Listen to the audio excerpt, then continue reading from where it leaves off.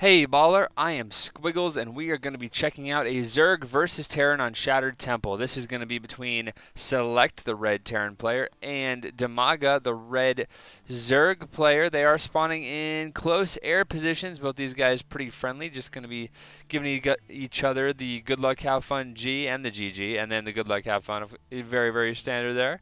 Just nice, good play. Although in the ladder, little trivia tidbit, on the ladder, if you see somebody and they're chatting you up and they're being super nice, expect to get rushed. That is my experience. May not be so in this case between these two players, but on the ladder, if somebody's acting really all nice and sweet and you think they're your best friend, just know that they're probably 6-pooling or proxy 2-gating or going like mass Reaper, Hellion, Banshee, or some craziness like that. So, or just like 7 racks. So, just keep in mind, if somebody's being nice to you, scout a lot and make sure you know exactly what they're doing. That is my little trivia tidbit of advice for today. Meanwhile, it looks like DIMAGA is going to scout SeleCT right away, see exactly where he is, and not even going to try to hold this Overlord, hide this Overlord. A lot of times, your Overlord will start to get close, and you'll be like, oh, there he is, and if you see it right away, you can turn him around and run over here, get maybe some more scouting without actually letting the Terran know where you are. But since he let SeleCT know where he is, he's just going to go ahead and get as much possible scouting as he possibly can. That's that's redundant, I guess, yeah. But that's okay. We will move on. So, we have a barracks going down for SeleCT, and it looks like we have a 15 hatch going down for DIMAGA. Should be dropping a spawning pool anytime, unless he's going to go for gas and then spawning pool, wanting to get those speedlings as quickly as he possibly could, all things considered, considering he dropped the hatchery. So, going to have to see. Looks like, yep, it is going to be a spawning pool that is going to go down. And any gas? Maybe not. There we go. Gas going down right now. Pretty cool, pretty cool. This Overlord is in a nice little sweet spot on this map right here. You can actually walk back and forth, or I should say float back and forth between this area, and you can't actually see them because it is another layer up. So unless you happen to have a medevac or a Viking or something that gives you that line of sight or ways to scan on it, there's really nothing you can do about that Overlord. So he's going to be able to scout there for quite a while, just being annoying. But SeleCT does finish off this wall off, has 1 Marine out getting a 2nd Marine, and it looks like he is, let's follow the rally point, going to be rallied all the way in here. He has scouted the hatchery, and now he's going to run in. He's going to see that there is gas. He's going to see the timing on the spawning pool, and pretty much have a good idea of what DIMAGA could possibly be doing at this stage in the game. So just going to go ahead and run away, keeping that SCV alive. No reason to sacrifice him, you know, since he already has all the information he needs at this point. Now this Marine is doing a good job of holding the zone like a watchtower. Of course, right when I say that, he decides that is a good time to go ahead and run away. So thanks, Marine, for making me a liar. Alright, looks like a factory is now going to be coming out, and we do have the reactor on the barracks, so going to have some reactored Hellions going up against some Speedlings and some drones. Now, Hellions are really good against drones, and they're pretty good against Hellions. They're pretty good against Zerglings, there we go.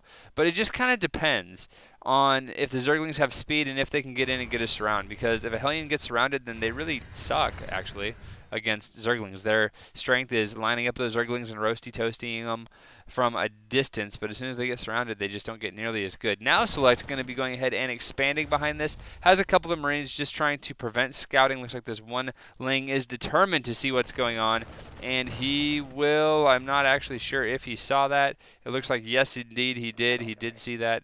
So, he knows that SeleCT is expanding. And is he going to try to punish SeleCT? It looks like instead he's going to put down a spine crawler and continue to drone. He is getting another queen. Has 1 queen already, I believe. Checking the units tab. Yeah, already has 2 queens. Okay. So getting a 3rd queen. And getting a 3rd queen early, I like that as Zerg. What you can do is you can make sure, first, you can make sure that you can always get vomits off on your hatcheries. Second, you'll have some extra creep tumors floating around because of all the extra energy. You can defend. You might even be able to transfuse either a spine crawler or another queen if an attack comes super early. And you'll be able to block your ramp at the same time. Now, it looks like this queen is in not the optimal spot for blocking of the ramp. And there are 4 Hellions out right now, with it looks like a couple more being built. So if these Hellions decide to move in and be shenanigansy, they could definitely get some work done. But no, they're just going to chill right here. And this queen, actually, this is good to know. 1 queen, if you actually face her the other way, like rotate her around that way, then and hold position, then she can actually block Hellions from getting up just one queen. That's good to know. And this spine crawler is positioned very nicely, so he can defend all of this area around here as well as defending the ramp if this queen hold positions. Now the Hellions could attack from over here, but they won't be able to attack and get a nice concave on the queen from there. So DIMAGA is defending quite nicely, and right when I say that, oh, these Hellions are thinking about moving in, and they are going to kill a creep tumor. Very nice. Little damage done. Didn't lose any Hellions. Got one poke from a spine crawler on, of course, the Hellion that was already injured. Oh, the fate of units being injured and going up against good players. They always seem to focus down the ones that are injured, and that's just no bueno for the units that are injured. But you know what? Sorry, buddy. Shouldn't have got hit or hurt in the first place. All right, going back, let's check out the composition that SeleCT is going for. Looks like he is adding a tech lab onto this factory, and he has swapped this reactor from the barracks to the factory to now the starport, and it looks like he's going to be getting out a few medevacs. He does have stim on the way, just about to finish, and it looks like one reactor, two more reactors coming out for the rack. So it looks like he's going to be going marine tank medevac. That's what I would assume. These Hellions getting a little bit of more work done, really just being annoying and not letting the creep tumors spread this way. That is not what SeleCT wants. He does not want creep going this way. If it goes this way, that's okay, I guess. I mean, he can't really stop that, and DIMAGA could just go and take a third and have his third defended. But, oh, wow, that spine crawler needed to burrow, and he did just in time. But those Hellions managing to run in and run back out and not really taking any damage. Now, you can see that DIMAGA is throwing down, where is it? Okay, there's the spire, and we have a Baneling nest somewhere. There we go, as well as an additional hatchery. So DIMAGA is transitioning into, no, he still has lots of drones. He did make a few Zerglings just so he wouldn't die. But, yeah. So far, both these guys just playing defensive, getting all their tech up, getting all their macro going. As you can see, the macro hatch is up. And here comes a nice drop from SeleCT. He has Hellions and he has Marines. And the Hellions are actually doing a great job of making a shield for the Marines. There was one nice transfuse that went off. And now the Hellions and Marines are in the mineral line. They're doing lots of damage.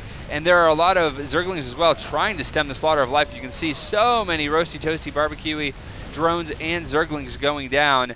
And, oh, look at this, lining up the drones perfectly. And so much damage being done by these Hellions. Oh, man, that's kind of not even, that's just really, really good for the Hellions and really bad for the Zerg. All right, you can look at that. They were really close in supply before this battle started. And now SeleCT with an 84 to a 54 lead. So he is 30 supply ahead after that little thing, and he is not done. He has more Marines that are stemming up and running. There are no Banelings. Oh, no. And here come, oh, look at this. Muta's out on the field. But these Marines are doing a great job of just running around. Look at this, using the extractors and the cliffs to, you know, bottleneck the Zerg units and just do as much damage as they possibly can, considering they knew they were going to go down. And these medevacs not even going to die because more Marines are streaming across the map. Now it looks like SeleCT is actually expanding again and adding on more racks as he has money, and he is just building a ton of Marines 4 at a time right now, getting siege tech for his siege tanks. Tanks are on the way, like I said, more barracks, command center going down. We have, it looks like Banelings, drones, and mutas are in order for DIMAGA. Now DIMAGA is still down by about 30 supplies, so he needs to be careful. There's the scan, and oh man, this spine crawler is in trouble. He is going to go down for pretty much free. There we go. And here come the Marines. A nice job target firing down those Banelings. So the Banelings of DIMAGA not doing anything, didn't have nearly enough, and stemming these Marines again, and these Marines are just absolutely ripping apart these mutas. They may go down, but there is so many medevacs here that they're really doing a good job of keeping these Marines up. Now these medevacs are going to have to run away, and it looks like it is DIMAGA's turn to focus down the weakened units. There's 2 medevacs that have been killed already, and it looks like Marines are being rallied over here to try to keep all the medevacs alive, but no, the medevacs will all go down, and DIMAGA holds, but he is still down by about 15, 20, let's call it 20, 30 supply. Okay, never mind, still down by 30 supply, and during this whole time, it looks like SeleCT has built another command center, just now finishing the orbital. Where is he going to fly it? He could either fly it here, or he could fly it here, but he has not killed those destructible rocks yet. He needs to go ahead and do that. Muta's flying in now, and there's the stim on the Marines, couple different groups of Marines, forcing those Mutas to run away, and now DIMAGA needs to delay. He needs to just delay and be annoying. The problem is he doesn't have that many, he doesn't have that many Mutas. You can see actually how slow they are picking off these workers. No turrets down yet for SeleCT. He is putting down an engineering bay Where is that eBay? He does have one already down, putting down a second one. There we go. And getting +1 infantry weapons right now. Looks like DIMAGA is going to be droning behind his mutas as these mutas just try to be annoying, try to dart in. Looks like he's going to be focusing down this reactor.